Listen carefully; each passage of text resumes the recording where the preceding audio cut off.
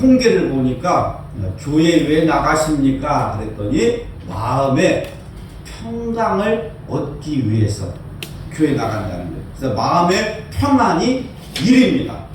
그래서 마음이 편해야 모든 것이 만사 형통입니다. 오늘도 하나님께서 우리에게 위로의 은혜와 평강의 은혜를 주실 줄로 믿습니다. 오늘 말씀 보면 하나님께서 예수님의 오심을 준비하기 위해서 세례 요한이라는 이 선지자를 보낸 것을 기록하고 있습니다. 세례 요한은 예수님보다 6개월 먼저 세상에 오셨습니다. 그러면 하나님께서 왜 세례 요한을 먼저 보내셨을까요? 그것은 바로 예수님의 시대를 준비하기 위해서 세례 요한을 6개월 먼저 세상에 보내셨습니다. 이사야 40장 3절 말씀에 보면 너희는 광야에서 여호와의 길을 예비하라. 사막에서 우리 하나님의 대로를 평탄케 하라 말씀하셨습니다. 그러니까 세례 요한은 주의 길을 예비하기 위해서 왔다는 것입니다. 즉 예수님의 오심을 준비하기 위해서 오신 것입니다. 그러면 저와 여러분은 어떻게 예수님의 오심을 준비해야 할까요? 세례 요한이 주의 길을 예비했던 것처럼 우리도 주의 길을 예배해야 됩니다. 주의 길을 예배한다는 것이 무엇일까요? 그것은 성령님이 마음껏 역사하실 수 있도록 길을 만드는 것입니다. 예수 그리스도의 복음이 세상 모든 사람들에게 흘러갈 수 있도록 통로가 되라는 것입니다. 그러니까 복음이 흘러갈 수 있도록 통로가 되는 것이 길을 만드는 것입니다. 길이 더러우면 사람들은 가지 않습니다. 더러운 길을 누가 갑니까? 깨끗한 길로 가기를 원합니다. 하나님은 우리들이 깨끗한 이 복음의 통로가 되기를 원하십니다. 내가 복음이 흘러가는 통로가 되고 길이 되기를 원하십니다. 그러니까 우리 그리스도인들은 길을 내는 사람들, 길을 잃고 방황하는 이 사람들이 생명의 길로 나아갈 수 있도록 길을 만드는 사람들입니다. 천국에 가는 길을 알지 못하고 방황하는 사람들에게 천국의 길로 나아갈 수 있도록 길을 만드는 사람이다. 우리가 만든 이 길을 통해서 하나님의 나라가 세워질 것입니다. 교회가 세워질 것입니다. 그러니까 세례 요한은 예수님이 오시는 길을 준비하였습니다.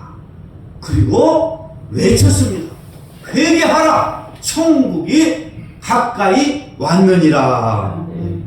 그러니까 예수님을 영접하려면 회개하라는 거예요. 회개가 없으면 하나님을 만날 수 없기 때문에 회개하라는 것입니다. 회개하고 하나님 앞에 나아가면 하나님이 책임지실 줄로 믿습니다. 그러니까 우리가 성결케 하는 일은, 깨끗하게 하는 일은 하나님 앞에 나아가기 전에 꼭 필요한 것입니다. 죄는 천국에 들어갈 수 없습니다. 죄는 천국에 들어갈 수가 없어요. 그러니까 이 회개라는 이 말은 본래 그 의미는 마음의 변화를 뜻합니다. 마음의 변화. 이 사람이 지금 죄악의 길로 가고 있습니다. 하나님의 얼굴을 피해서 다시스로 가고 있습니다. 가던 방향에서 유턴하라는 거예요. 방향을 바꾸라는 것입니다. 방향을 바꾸면 하나님께서 천국으로 가는 문을 활짝 열어주십니다. 그러니까 회개하는 사람에게 주시는 선물이 천국이에요. 그러면 왜 회개에 합당한 열매를 맺어야 될까요? 8절에 보니까 회개에 합당한 열매를 맺으라고 그랬어요. 10절 보니까 이미 도끼가 나무 뿌리에 놓였으니 하나님의 심판이 가까이 지금 왔단 말이에요. 도끼가 나무를 찢기 바로 직전까지 지금 하나님의 심판이 왔다는 것입니다. 이 심판이라는 말은 오늘 본문에 보니까 구별한다는 뜻입니다. 구별한다. 심판이라는 말, 하나님의 심판이라는 말은 구별한다. 그런 뜻이에요. 구별한다. 어떻게 해요? 열매는 열매대로 모아서 어디에 드리고 천국 곳간에 드리고 쭉정이는 쭉정이대로 구별하는 것을 심판이라고 말합니다. 이것이 바로 하나님의 심판이에요. 예수님은 우리에게 복음을 가지고 오셨습니다. 자, 예수님은 우리에게 복음을 가지고 오셨어요. 그러나 예수님이 재림하실 때는 심판의 주님으로 오십니다. 초림의 예수님은 복음을 가지고 오셨지만 재림의 예수님은 심판의 주님으로 오십니다. 예수님은 구약의 예언대로 이 세상에 구원자로 오셨습니다. 그리고 십자가와 부활을 통해서 구원을 완성해 주셨습니다. 이제 주님은 다시 오셔서 심판하실 것입니다. 그때 알곡은 천국 곳간에 들이시고 쭉정이는 지옥불에 태워버릴 것입니다. 자, 그렇다면 오늘날 교회가 해야 할 일이 무엇입니까? 죄를 회개하고 변화받는 일입니다. 현대 교인들의 문제가 무엇이냐? 예수님을 믿는다고 하면서도 삶의 변화가 없다는 것입니다. 세상에서 제일 불쌍한 사람이 누굽니까? 누가 제일 불쌍해요? 말할 것도 없이 예수님을 안 믿는 사람, 그 사람이 제일 불쌍하죠.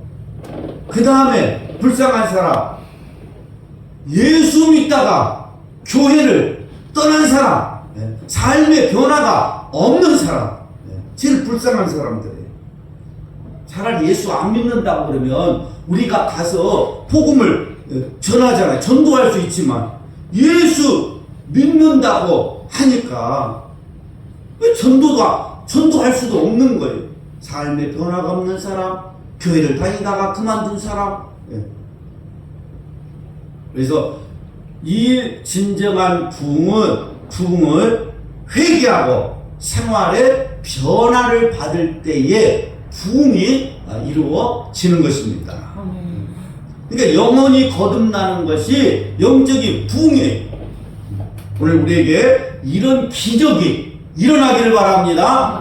한국 교회에 이런 기적이 일어나기를 바랍니다.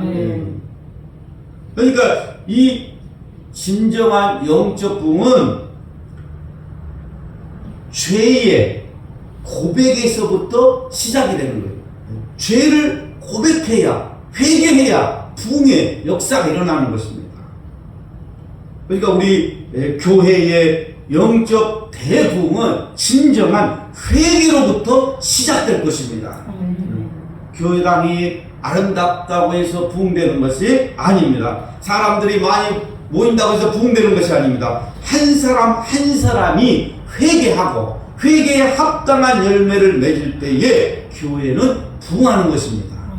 성경이 말하는 이 부흥은 하나님과 나와의 관계입니다.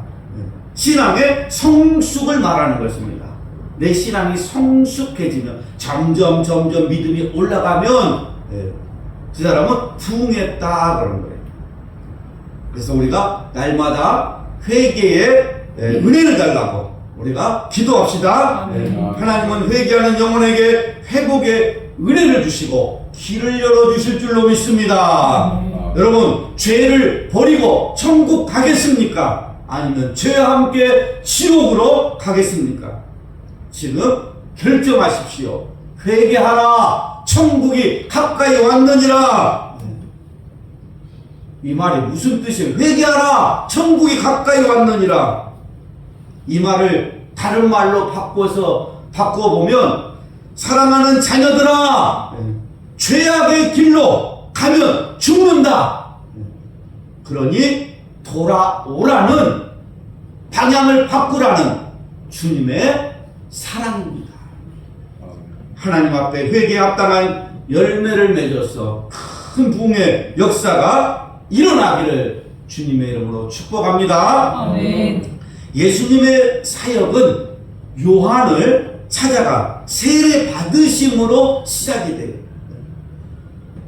예수님의 사역의 시작이 세례 요한으로부터 세례를 받음으로 이제 시작되는 거예요. 예수님이 세례를 받으실 때 세 가지 사건이 일어났습니다. 하늘이 열리고 성령이 비둘기같이 임하시며 하늘로부터 하나님의 음성이 들려왔습니다. 자, 하늘이 열린다는 것은 하나님을 만날 때 이루어지는 체험입니다. 하늘문이 열려야 하나님의 음성을 들을 수 있습니다. 네. 하늘문이 열려야 천국에 들어갈 수 있습니다. 네. 하늘문이 열리기를 축복합니다. 그 다음에 사건은 하나님의 성령이 비둘기같이 예수님 위에 임하신 것입니다. 이것은 예수님의 생애와 사역의 결정적인 사건이 됩니다. 예수님은 성령으로 태어나셨지만 요단강에서 세례 요한에게 세례를 받으실 때 하늘이 열리고 하나님의 성령이 다시 예수님 위에 임하신 것입니다. 하나님의 성령이 비둘기같이 임하실 때 예수님의 사역은 완전히 달라졌습니다. 마귀의 계획에 끌려다니지 않고 사람의 병을 고치며 죽은 자를 살리고 더러운 귀신을 쫓아내는 능력의 삶이 시작이 되었습니다. 세 번째는 하늘에서 음성이 들린 것입니다. 하나님의 성령이 임하신 후 하늘에서 소리가 들립니다. 예수님께서 하나님의 음성을 들었습니다. 이는 내 사랑하는 아들이라, 내 기뻐하는 자라. 하나님 항상 우리를 사랑하는 아들로, 기뻐하는 자로 여기십니다. 이는 내 사랑하는 아들이요, 내 기뻐하는 자라. 여러분, 이 음성만 듣는다면 더 이상 들을 말이 뭐가 있겠습니까? 네? 하나님이 나더러 너는 내 사랑하는 아들이요, 내 기뻐하는 자라. 네. 영적인 사람은, 믿음의 사람은 이 말에 은혜를 받을 것입니다. 네. 이보다 더 좋은 말이 어디가 있어? 너는 내 사랑하는 아들이요, 내 기뻐하는 자라. 근데 육적인 사람은 이런 말에 관심이 없죠. 부자가 되게 해주게 될 것이다. 앞으로 내 인생이 잘 될 것이다. 이 말을 더 좋아하겠죠. 여러분, 하나님의 음성을 듣는 것이 최고의 축복입니다. 그러니까 무엇을 보려고 하지 마세요. 무엇을 자꾸 보려고 하지 말고 하나님의 음성을 우리는 들어야 합니다. 어느 권사님이 남편이 천국 가고 이제 혼자가 되셨어요. 그러니까 너무 외로운 거예요. 그래서 날마다 성전에 올라가서 하나님 앞에 기도하는데 어느 날 누가 보고 말씀이 생각이 났어요. 안나라는 사람이 성전에서 살다가 아기 예수님을 봤잖아요. 그래서 야, 나도 주님을 한번 주님 모습을 보면 얼마나 좋을까? 주님 얼굴 한번 보고 싶다. 그래서 그때부터 이 권사님이 기도하기 시작합니다. 주님, 얼굴 한 번만 보여주세요. 주님 얼굴만 한번 보여주세요. 내 소원, 주님 얼굴 한번 보는 것입니다. 그랬더니 그 기도가 얼마나 간절했던지 어느 날 환상에 주님이 나타났습니다. 하얀 세마포옷을 입으시고 얼굴에는 광채가 나시는데 이 권사님을 보면서 딸아, 내가 너를 사랑한다. 주님이 그러지. 그러니까 이 권사님이 주님 감사합니다.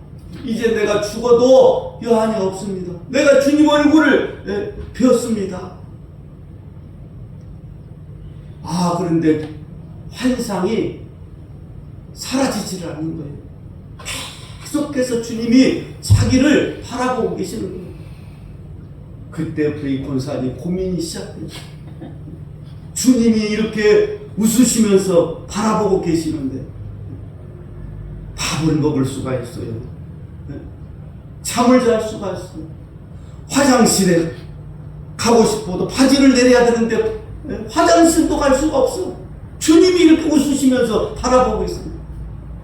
그래서 이 권사님이 한참 고민하시다가 주님, 그러니까 왜 그러느냐, 이제 제발 가시옵소서. 주님 가시옵소서. 내가 화장실도 갈 수가 없고 내가 또 잠을 잘 수도 없나이다. 주님 가시옵소서. 그래 주님이 섭섭해가지고 아니 나를 보고 싶다고 할 때는 언제고 이제 가라고 하느냐. 그러면서 주님이 섭섭한 얼굴로 가시면서 한마디 하시더래요. 너는 나를 보는 거로 믿느냐, 보지 않고 믿는 자가 복이 있도다. 여러분 무슨 환상 보려고 하지 마시고 하나님의 음성을 들으시기 바랍니다. 하나님의 음성을 듣고 싶다. 그러면 여러분 간단합니다. 성경을 읽으십시오. 성경을 읽을 때 하나님의 음성을 들을 수 있습니다. 내가 너를 사랑한다. 내 믿음대로 될지어다. 귀 있는 자는 성령의 교회들에게 하는 말씀을 들을지어다. 주님이 성경을 읽으면 주님이 계속 내한테 말씀을 하세요. 내가 너를 사랑한다. 수고하고 무거운 짐진 자들아 다 내게로 오라. 이 세상에 많은 복이 있지만 하나님의 음성을 듣고 사는 것이 최고의 복입니다. 성경을 읽고 하나님의 말씀을 들어서 하나님이 지시하신 길로 가십시오. 하나님이 책임져 주시고 시온의 대로가 열릴 줄로 믿습니다. 예수님에게 일어났던 세 가지 사건, 하늘문이 열리고 성령이 임하시며 하나님의 음성을 듣는 영적인 일들이 저와 여러분의 신앙에 일어나기를 주의 이름으로 축복합니다.